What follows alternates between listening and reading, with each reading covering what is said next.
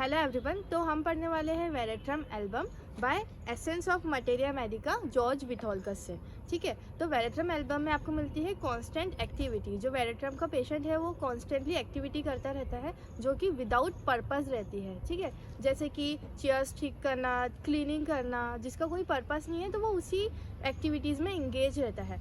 Veratrum का जो hyper active child होता है वो क्या करता है, वो कांस्टेंट पेंटिंग करता रहेगा, खेलता रहेगा, गाना गाता रहेगा। तो कांस्टेंट एक्टिविटी जो कि सीजलेस होती है, यानी जिसका कोई पर्पस नहीं होता है लेकिन वो कॉन्स्टेंटली एक्टिविटी करता है। लेकिन ये जो एक्टिविटी है ये कभी भी एग्रेसिव नहीं होती है। जैसे कि हम स्ट्रामोनियम में देखते हैं, जो एक्टिविटी रहती है उसकी वो एग्रेसिव रहती है और डिस्ट्रक्टिव रहती है, वो मतलब तोड़फोड़ करता है पेशेंट एक्टिविटी में।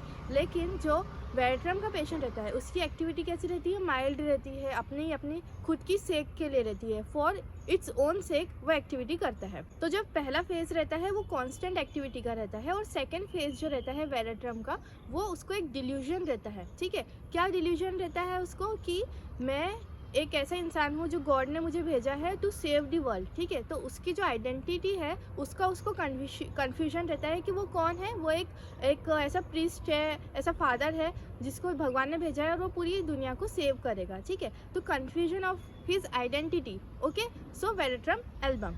तो ये वाली जो क्वालिटी रहती है इसको राइटिशियसनेस बोलते हैं। ठीक है, तो वेरेट्रम के पेशेंट को ऐसा लगता है कि मैं सेन हूँ, बाकी पूरी दुनिया इनसेन है। ठीक है, दैट आई एम सेन, मैं सिर्फ पागल नहीं हूँ, बाकी पूरी दुनिया पागल है। तो ये वेरेट्रम के पेशेंट को लगता है। तो रुब्रिक हम रिपर्टरी में लेते हैं हॉटी। तो हॉटी रुब्रिक में सबसे फर्स्ट ग्रेड पे आती है वेरेट्रम एल्बम, और प्लेटिना भी आती है हॉटीनेस में। ठीक है, तो वेरेट्रम के दो साइड होते हैं, एक तो बहुत ज़्यादा एक्टिविटी, कांस्टेंट एक्टिविटी, ठीक है, और सेकंड रहता है डिस्पेयर यानी सैडनेस। देखे थे, एक तो कांस्टेंट एक्टिविटी थी और एक डिस्पेयर था। ठीक है, तो कांस्टेंट एक्टिविटी तो हमने देख ली थी, हमेशा एक्टिविटी करते रहेगा जो कि विदाउट पर्पस है। और जो डिस्पेयर है उसमें हम मार्क्ड देखते हैं यंग गर्ल्स का मेंसेस के पहले वो बहुत ज़्यादा सैड हो जाती है, और मेंसेस में बहुत ज़्यादा वॉमिटिंग और डायरिया पेशेंट को होता है। ठीक है, कोल्ड स्वेट होता है, साथ में फिंगर टिप्स कोल्ड हो जाती है, और बहुत ज़्यादा प्रोफ्यूज डायरिया और वॉमिटिंग होती है। ठीक है, जो वेरेट्रम का पेशेंट है उसको क्रेविंग होती है एसिड थिंग्स की, कोल्ड वाटर की डिज़ायर होती है, एकदम ही कोल्ड वाटर, आइसी कोल्ड वाटर की डिज़ायर होती है, सॉल्ट की डिज़ायर होती है वेरेट्रम के पेशेंट्स को। तो जो एक्यूट स्टेट है वेरेट्रम का वो बहुत ज़्यादा एक्टिव रहता है। तो ये जो एक्टिवनेस हमने देखी थी ये फिजिकल प्लेन पे भी जाती है और फिजिकल सिम्टम्स शो होते हैं, जैसे कि पेशेंट को जो डायरिया और वॉमिटिंग रहती है वो बहुत ज़्यादा प्रोग्रेसिव रहती है और फोर्सफुल रहती है। ठीक है, तो पेशेंट को एकदम सडन और एक्सप्लोसिव वॉमिटिंग और डायरिया होता है। ठीक है, उसके साथ में जो उसके कैरेक्टरिस्टिक है like cold sweat on forehead, cold finger tips, जो बॉडी है वो एकदम ठंडी लगती है, जैसे कि पेशेंट की डेथ हो गई हो। ठीक है, एकदम ठंडी बॉडी रहती है पेशेंट की। साथ में पेशेंट को क्रैम्प्स आते हैं वेरेट्रम के पेशेंट को।